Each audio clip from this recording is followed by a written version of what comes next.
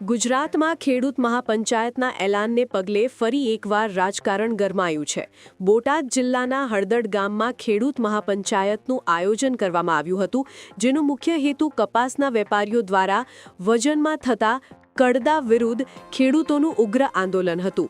જો કે પોલીસે દાવો કર્યો હતો કે આ આયોજન મંજૂરી વિના કરવામાં આવ્યું હતું। પોલીસની ટુકડી આ સભાને રોકવા માટે ઘટનાસ્થળે પહોંચતા જ ઉશ્કેરાયેલા ટોળાએ પોલીસના વાહનો પર ભારે પથ્થરમારો કર્યો હતો।